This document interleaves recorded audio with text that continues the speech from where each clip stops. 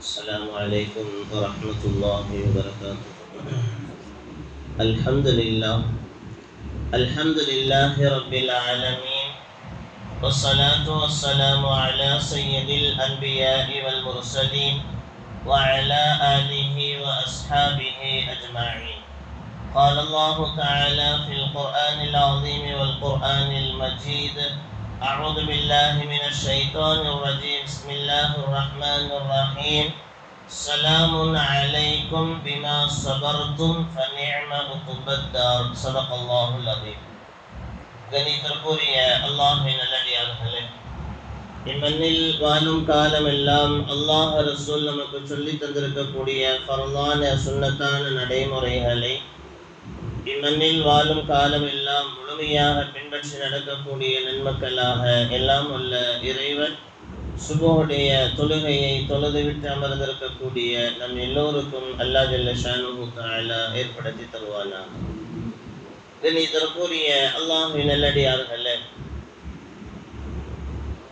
அல்லாஹ் ஜல்ல ஷானுஹு தஆலா யாரோடு இருக்குகிறான் என்கின்ற கேள்வியை முன்வைத்தால், குர்ஆன் முழுவதும் நாம் தேடி பார்த்தால் அல்லாஹ் யாரோடு இருக்குகிறான் என்ற கேள்விக்கு அல்லாஹ் சொல்லக்கூடிய பதில் வல்லாஹு மஅஸ் ஸாபிரீன்.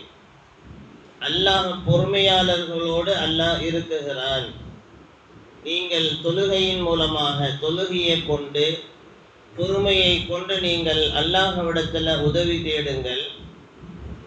ஆனால் அல்லாஹ் பொறுமையாளர்களோடு இருக்குகிறான் என்பதாக அல்லாஹ் குர்ஆன்ல நமக்கு சொல்லி தருகிறான். நான் ஆரம்பத்தில் சொன்ன ஒரு வசனம், சலாமுன் அலைக்கும் பிமா சபர்தும். சபர் அப்படின்னு சொன்னா பொறுமை. யார் இந்த உலகத்துல எல்லா விஷயத்திலையுமே தன்னை பொறுமை உள்ள மனிதராக தன்னை அடையாளப்படுத்தி கொள்கிறாரோ, யார் பொறுமையாக இருக்கிறாரோ அவருக்கு அல்லாஹ் ஜல்ல ஷானுஹு தஆலா பல்வேறு வகையான அந்தஸ்துகளை, ஈடேற்றங்களை அல்லாஹ் தருகிறான் என்பதில் எந்த சந்தேகமும் கிடையாது. இஸ்லாத்தை ஏற்றுக்கொண்டதற்காக முஸ்லிம்களாக முஃமின்களாக இருக்கிறோம் அப்படிங்கிற அடிப்படையில் நமக்கு நிறைய கஷ்டங்கள், நிறைய துன்பங்கள், வேதனைகள் ஏற்பட்டால் கூட அந்த நேரங்களில் நாம் பொறுமையாக இருந்தால் அந்த பொறுமைக்கு கூலியாக அல்லாஹ் நமக்கு தேவையானதை நிச்சயமாக தருவான். அந்த நேரத்தில் நாம் இருந்த நம்மளுடைய அந்த துன்பங்கள், கஷ்டங்கள் எதுவுமே வீணாக போகாது. அந்த பொறுமைக்கு கூலியாக அல்லாஹ் ஜல்ல ஷானுஹு தஆலா உயர்ந்த அந்தஸ்தை தருவான் என்று நபி ஸல்லல்லாஹு அலைஹி வஸல்லம் அவர்கள் நமக்கு சொல்லி தருகிறார்கள். யார் பொறுமையுள்ள மனிதராக இருக்கிறாங்களோ அவர்களுக்கு அல்லாஹ்வின் மீது அல்லாஹ்வினுடைய சாந்தி உண்டாகட்டும் என்பதாக வாழ்த்துக்கள் சொல்லுகிறார்கள் மலக்குமார்கள். இந்த ஆயத்தில் வரக்கூடிய பிமா சபர்தும், இதற்கு 3 வகையான விளக்கங்களை நமக்கு சொல்லி தருகிறார்கள். உலகத்தில் 3 வகையான பொறுமையை யார் ஏற்படுத்தி கொள்கிறார்களோ, 3 விஷயங்கள்ல யார் பொறுமையாக இருக்கிறாங்களோ அவர்கள் வாழ்த்து சொன்னபடியே அவர்கள் சுவனத்திலே நுழைவார்கள். அதுல முதலாவது பாவங்களை விட்டு விலகி பொறுமையாக இருக்கிறது. உலகத்துல ஆசைகள், நிறைய ஆசைகள் இருக்கும். ஆனால் ஹராமுக்கு பயந்து என்னுடைய ஆசைகளை எல்லாமே நான் ஒதுக்கி வைக்கிறேன், ஹராமுக்கு பயந்து என்னுடைய ஆசைகளை எல்லாமே நான் தள்ளி வைக்கிறேன் அப்படின்னு ஹராமுக்கு பயந்து யார் பாவங்களை விட்டு விலகி கொள்கிறார்களோ, பாவங்கள் செய்யாமல் யார் பொறுமையாக இருக்குகிறார்களோ. இரண்டாவதாக இபாதத்துல பொறுமை. நமக்கு தொழுகிறதுனா நோன்பு வைக்கிறதுனா அமல் செய்யறதுனா ரொம்ப கஷ்டம். சில நபர்களுக்கு தொழுகிறதால பள்ளிக்குள்ள வர்றதுனாலே அலர்ஜி, பள்ளிக்குள்ள கூட அவ்வளோ சீக்கிரம் வரமாட்டாங்க. பாங்கு சொல்லும் வரை பேசிட்டு இருக்கக்கூடியவங்க பாங்கு சொன்னதும் அந்த இடத்தை விட்டு கடந்துருவாங்க. அதெல்லாம் நமக்கு ரொம்ப கஷ்டம். பள்ளிக்குள்ள வர்றது, தொழுகிறது, இந்த மாதிரி அமல் ரீதியான சில விஷயங்கள் கஷ்டம்.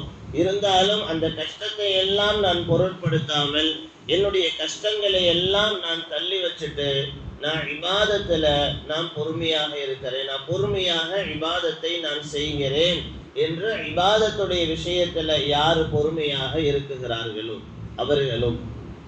மூன்றாவதாக சோதனைகளில் பொறுமை. நமக்கு நிறைய நோய்கள் ஏற்படும், நமக்கு வறுமைகள் ஏற்படும், நிறைய இழப்புகள் ஏற்படும்.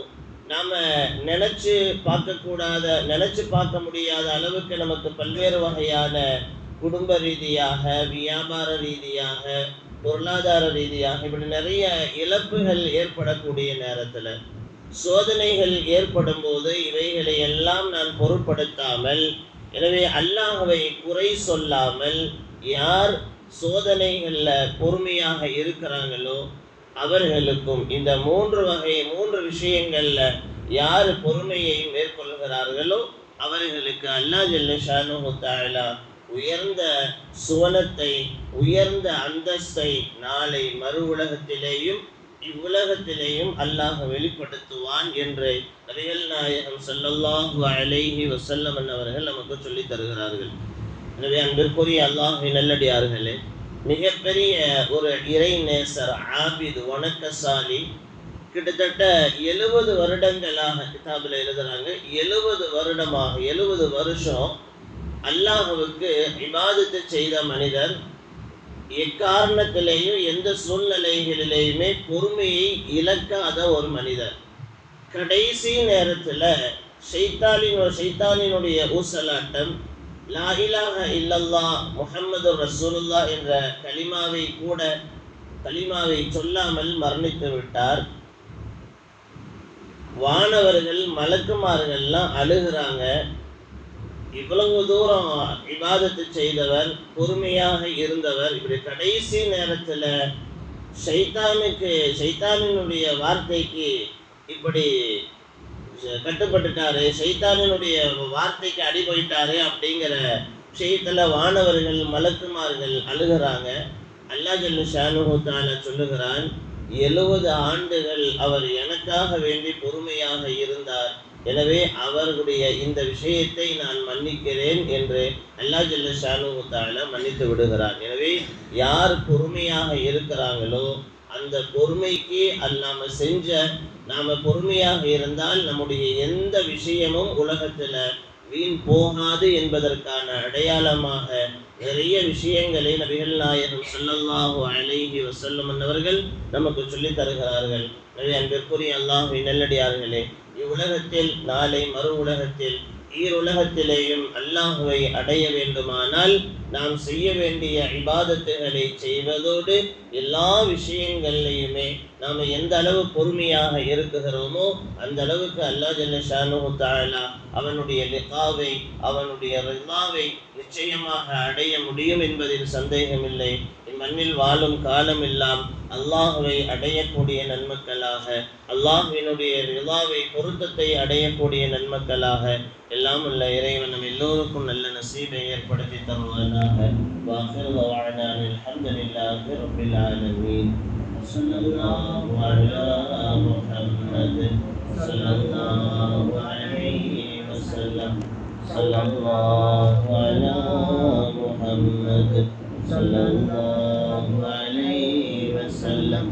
ஸல்லல்லாஹு அலா